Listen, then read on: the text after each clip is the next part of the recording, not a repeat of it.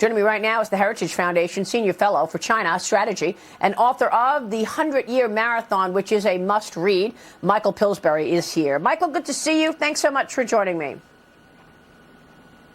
Thank you, Maria. So what do you make of this relationship, this increasing partnership between China and Russia? We know that just a few weeks ago, Xi Jinping made it clear that he is preparing China for war. I think you're seeing that President Biden's effort to prevent this from happening, this Chinese-Russian cooperation in the military area, I think Biden's efforts have failed. He seems to be unable to get any leverage or any influence on Xi Jinping. He brags about, Biden brags about spending hours and hours with Xi Jinping, but it doesn't seem to work. And in sort of issue area after issue area, the Chinese are openly defying requests that Biden makes publicly not to do something. So this is very scary because, as you know very well from your interview yesterday with Mike McCall, Biden is now saying, please don't invade Taiwan. If they push that aside and go ahead anyway, it's going to be a disaster. So I've asked the Chinese, why do you do this? Why do you, Joe Biden is sort of your friend. He just wants competition. Why do you keep ignoring him? You know what the answer is? They say because John Kerry is our friend and climate change is the most important issue that Biden wants, and we're trying to help him with climate change. So this shows the cynicism the Chinese have about the Biden administration. They can pretty much do whatever they want, Maria. Well, listen, I mean, the truth is why wouldn't they think that? Because they've been able to do whatever they want, right? I mean, you've got an entire COVID-19 pandemic leaking from a Wuhan lab, and China said absolutely no investigation, and the whole world went along with it. We're not allowed to go to Wuhan and do a proper investigation. They tried to cover it up the whole time. And then you've got a surveillance balloon traversing America for a week, and there was nothing done there either. And the only thing we hear from Biden is, we do not seek conflict with China. What kind of an answer is that? They refuse to call them an adversary, only a competitor. You're right. Michael McCall, the chairman of the Foreign Affairs Committee, joined me yesterday to discuss the potential for a Chinese invasion of Taiwan. He was in Taiwan. He said they're not ready. He's trying to get them the weapons that they already ordered and paid for. Here's what he told me yesterday. Watch. Are they ready at this point? What can you tell us about the readiness, putting those weaponry aside?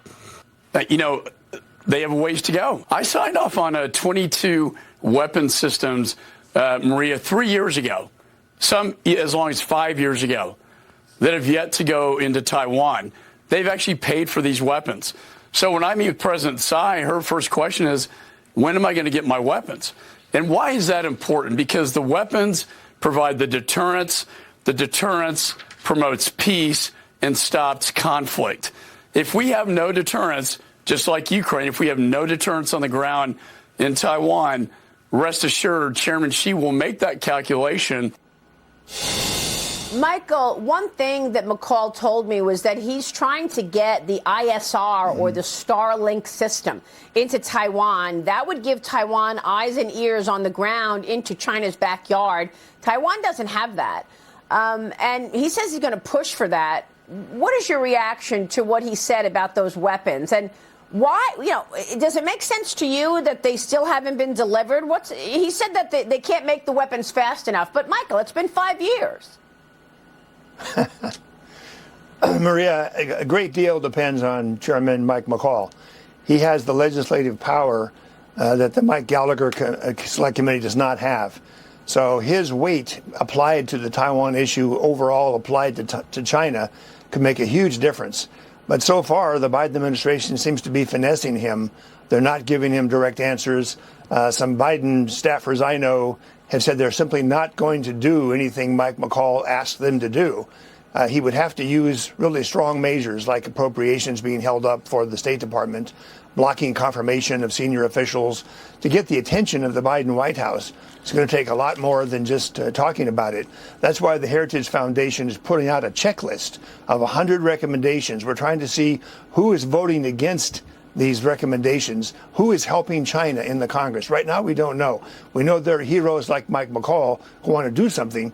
But again and again, Maria, legislation gets proposed. Marco Rubio had a technology czar idea for the White House. Nobody voted for it. So we don't understand why the power of the China lobby is so strong inside the Congress. That's got to be exposed in order to help people like Mike McCall, who wants to push ahead. But it has to be done in a bipartisan way. We find some Democrats are coming around now. Ro Khanna, for example, Raja Krishnamurthy. This is a very good tendency to nourish, but without this Heritage Foundation checklist of what's being voted on, we're not going to know how powerful the China lobby still is here in Washington. I think it's pretty powerful, Maria. That's very good about the checklist. But, I mean, the impact of all of this is so extraordinary. Look at this map that we showed a minute ago of the region. And to think that 60% of global trade moves through the Taiwanese Straits shows you the impact that all of this could have on the world. Also, 90% of the advanced semiconductor manufacturing happening in Taiwan. So if China moves in and blockades this island nation and shuts it down through cyber, the whole world gets impacted. Well, that's certainly true, and I think it's why China has a two-pronged strategy. The first prong is pretty obvious, the military threats, the exercises, having jet fighters in the air, even while Congressman McCall's delegation was in Taiwan. But the other prong is really more deadly and more dangerous. They're trying to undermine the DPP party, President Tsai, in Taiwan, and push forward the other party, the so-called KMT or Nationalist Party. Their former president, who was president for 8 years, he just made the first visit to China for almost 2 weeks of any former Taiwan president. He's issued attacks now on Taiwan's current leader that she wants war, whereas he wants peace and to cooperate with China. So the Chinese are not stupid. They know that if they can show a split in the Taiwan leadership, it's going to affect American politics. It also affects the use of force and coercion.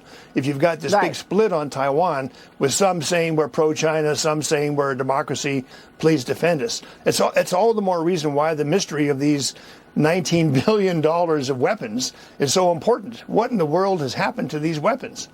Yeah, and that's why we constantly ask, what does China have on Joe Biden, and what's with the slow response? You're so spot on, as usual, Michael. One of the things that Mike McCall said yesterday is that the CCP will first try to affect the election in Taiwan, and that's happening in January 2024. But if they don't get their guy in there, who just visited Beijing while they were on the ground in Taiwan, then they'll move to Plan B, which is a blockade and a shutdown of the island. We'll see. This is going to be some year. Michael Gallagher said he thinks that this does happen in 2024.